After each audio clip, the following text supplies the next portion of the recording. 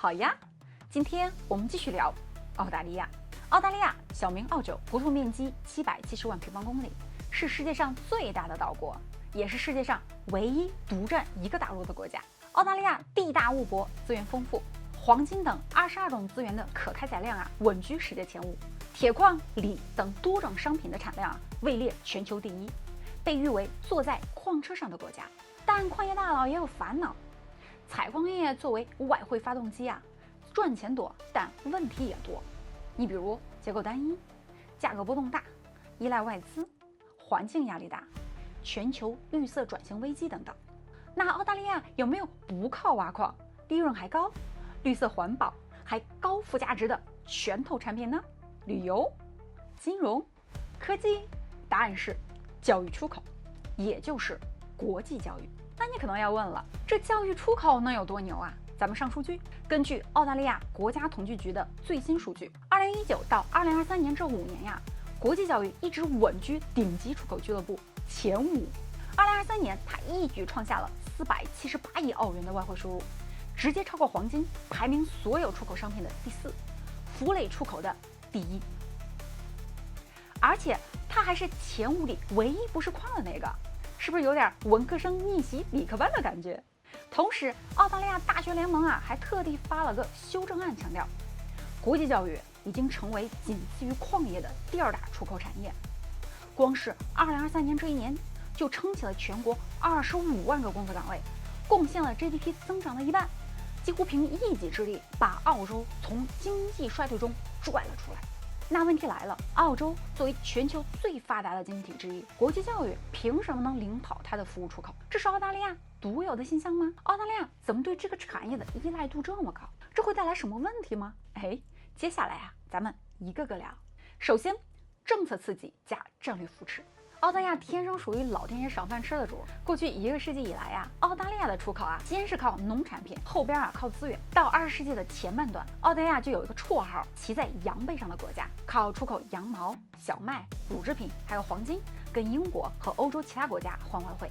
到了1960年代后期亚洲这边的邻居们，像日本韩国还有后来的中国大陆，工业化加速，城市扩张，对澳洲的煤、铁矿石这些矿产的需求是持续猛增。于是矿车逐渐就取代了羊背，澳大利亚顺势有了新绰号“坐在矿车上前进的国家”。到了1980年代亚洲老百姓的口袋是越来越鼓，对澳洲服务业的需求也水涨船高，尤其是教育和旅游。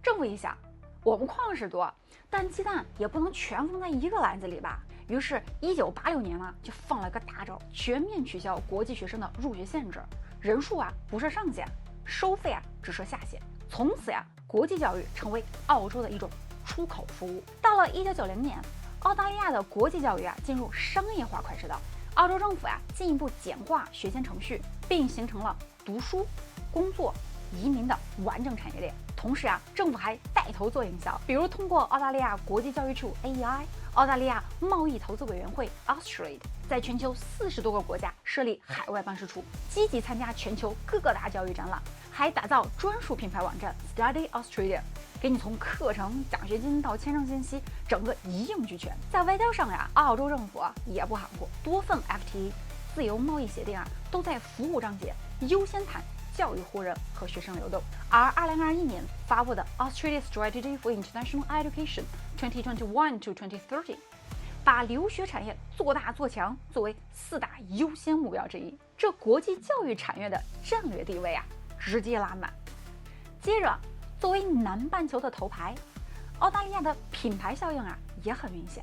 你比如教育的品质高，澳大利亚人不多，但大学就有40多所，8大名校稳居 QS 世界排名前100，其中3所跻身2025 QS 排名前20。澳大利亚的科研能力还极强，人口只占全球的0.3%，却贡献了超过4%的全球科研论文产出。这是澳洲科学院的数据。咱们再挪到全球人才竞争力指数 JTCI， 澳洲平均每1万人就能发出23.73篇科技论文，全球第4，仅次于瑞士、丹麦、挪威。但这3个国家人口都只有几百万，3个全加起来也不到澳洲人口的80%。所以澳洲大学的科研实力可见一斑。其次，环境的品牌形象好。比如说到澳洲，你能想到什么呢？阳光、沙滩、袋鼠、考拉。其实远不止这些。澳大利亚是全球自然生态系统保存最完整的国家之一，整个一个大型的生态博物馆。一个国家横跨热带雨林、温带森林、沙漠、湿地和珊瑚礁等多种生态类型。你比如东北海岸外有世界最大的珊瑚礁群大堡礁，绵延伸展2000多公里，而西部内陆有世界第4大沙漠——澳大利亚大沙漠群，面积高达270万平方公里，大小相当于75个台湾。东北部还有1.8亿年的单树热带雨林 Daintree Rainforest， 里面住着663种动物，230种蝴蝶，2800多种植物，其中大多数还都是这儿独有的。整体生态环境好，澳大利亚沿海城市的宜居度也不低。根据 EIU 2024年全球宜居指数，墨尔本排名全球第4，悉尼第7，后边跟着阿德莱德、珀斯、布里斯班，而这5个城市刚好也是澳洲大学最集中的地方，气候宜人，经济发达，社会安全，还机会多多。而且对于亚洲学生，澳洲和美国、加拿大比起来，还有个杀手锏，地理优势，贴着印尼，临近东南亚，特别是从中国飞过来，航程短，时差也就1到3个小时，探亲方便，远程授课也不费劲。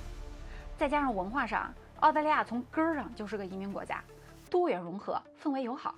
这一波组合拳下来澳大利亚的留学人数在过去几十年里面，除过疫情期间一路高歌猛进，而在2024年直接刷新新纪录，留学生在校人数直逼110万。这一年这些留学生就创造了超过510亿澳元的出口额，其中200亿是纯学费，剩下的300亿遍布住宿、餐饮、零售、旅游等这些日常开销，经济的外溢效应再次拉满。那有朋友要问了，靠这么大规模的教育出口来吸引外汇，是澳大利亚独有的吗？那还真不是。比如还是拿2024年举例，美国的国际学生注册人数更多，有113万，加拿大更猛，直奔130万。所以要比绝对人数的话，澳大利亚的110万并不是最多的。但如果咱们把镜头拉近一点，看一看比例，那可就不一样了。根据经合组织 OECD 的统计澳大利亚国际学生人数在高等教育中的占比高达23%，是 OECD 的平均值的近4倍，位于全球第2，仅次于卢森堡。再看看2022年，澳大利亚的墨尔本大学、新南威尔士大学等8大名校对国际学费的依赖度普遍高达20%到50%，其中悉尼大学国际学生学费在学校总营收中的占比高达47%。咱们再翻翻2023年的最新财报，悉尼大学海外学费进账就有15亿澳元。这意味着什么呢？悉尼大学的留学生靠一己之力撑起了这个学校全年学费收入的95%，年度总收入的44%，还支撑了学校这一年高达3.52亿澳元的总盈余。你看，行业出口额全国前5，外国学生比例全球第2，还是高校创出的生命线。虽然靠教育出口来支撑高等教育并不是澳大利亚独有的，但你要说依赖强度，澳大利亚在全球内几乎是数1数2。那你说是大学见钱眼开，把国际学生当作现金奶油和印钞机吗？我们来听听澳洲大学联盟 CEO 是怎么说的。我们高教机构要靠国际学生的学费来维持，也是没有办法呀，因为这几年政府的资助一直在减。等等，澳大利亚不是挺有钱的吗？怎么政府资助还持续缩水？这是真的吗？我们来看看澳大利亚国会图书馆的数据。2009年到2024年这15年里政府在高等教育上的拨款表面上看好像涨了点，但一旦算上通货膨胀这点增长基本就没了，甚至在2024年直接跌回15年前。如果咱们把账平摊到每个学生的头上，那问题就更明显了。比如09年到19年这11年里澳洲大学这边学生人均运营成本上涨了整整35%，但政府的人均学生拨款几乎没变。之前政府拨款还能占到大学运营成本的1半。但现在呢，只能覆盖不到1/3，再加上还有一整套本地学生的学费政策挤压，导致学校每招1名本地学生收不回成本，还得倒贴钱。于是学校只能被迫自谋生路，自负盈亏。说到这儿，估计大家心里要嘀咕了：你说大学这么依赖国际学生学费，会有什么问题吗？问得好。首先，高校财政可能极不稳定。最显著的例子就是新冠疫情。2022年，澳大利亚由于边境管控国际学生一下大幅减少，高校顿时就出现18亿澳元的收入缺口，很多大学不得不紧急砍预算裁员，裁掉的教职员工多达1.7万。疫情之前，谁能想到留学生人数会在1年间腰斩？但这场黑天鹅事件也给这些大学狠狠地敲了个警钟，连澳大利亚高等教育工会的主席也忍不住吐槽。这种做法滋生了高校拼命赚钱、追求利润、比谁赚得多的风气还搞得整个运营模式太不稳定了。Oh my God, that's terrible！ 再来，这种模式可能会造成社会层面的恶性循环。你想政府长期给的钱不够，那高校就只能自救，那怎么办呢？涨学费，招更多的留学生呗。可是政府一看，你们不是活得挺好的吗？那拨款就继续削，继续动。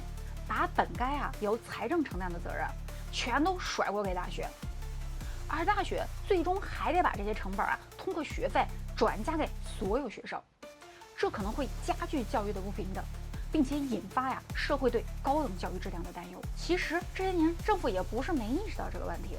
你看，2024年联邦教育局发布了一项高等教育改革的宏伟蓝图，叫《澳大利亚大学协议》 （Australia Universities Accord）。这份协议一口气提出了47项高等教育的改革建议，其中就包括了政府拨款改革。